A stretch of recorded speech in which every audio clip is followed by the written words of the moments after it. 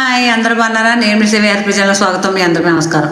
అయితే కొందరు వచ్చి నేను ఇలా చెప్తాను చెయ్యి, అలా చెప్తాను అలా చెయ్యి, నువ్వు అలా చెయ్యి ఇలా చెయ్యి అని చెప్తే అలా చెప్పింది ధర్మచట్టంలో ఇముడుతుందా లేదా అని నేను చక్కగా చూసి అది ధర్మచట్టంలో ఇమిడితేనే చేస్తాను.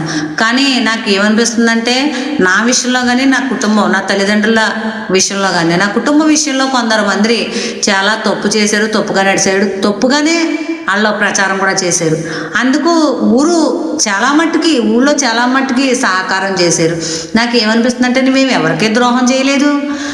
ఎంత సమూహంగా మమ్మల్ని ఇబ్బంది పెట్టేందుకు అంత అలాగా వాళ్ళకి సహాయం చేయాలా? మేము అంత పాపం ఏం చేసాము? మేము అంత పాపం ఏం చేయలేదే.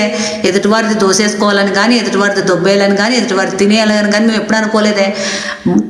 చెప్పారు, శృతి పురాణం చెప్పింది. ఏమని చెప్పిందంటే మనిషి నడవడికను బట్టే వర్ణాన్ని ఎంచుతుంది.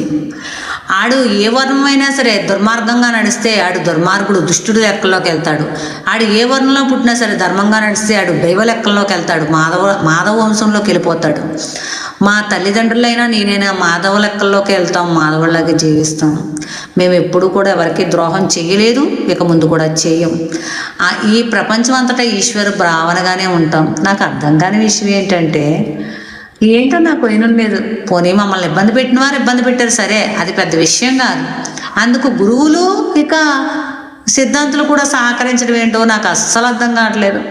వాళ్ళని కూడా మమ్మల్ని ఇబ్బంది పెట్టడానికి వాళ్ళ చేత కూడా మాకు కొన్ని మాటలు చెప్పించారు. కొందరు మందిరి చేత మాకు అలా చెప్పించారు. నాకు ఏం అర్థం కావట్లేదు. ఇలాంటి వారు ఉంటారు. ఉన్నా సరే నేను ఈశ్వరుడే నమ్ముకున్నాను, నా కుటుంబం ఈశ్వరుడే నమ్ముకుంది. మీరు కూడా ఈశ్వరుడే నమ్ముకోండి, వ్యాపారాలు పొందండి.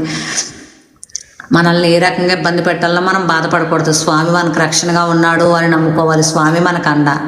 ఇది సత్యం సార్. లెక్చర్ చేయండి. బాయ్.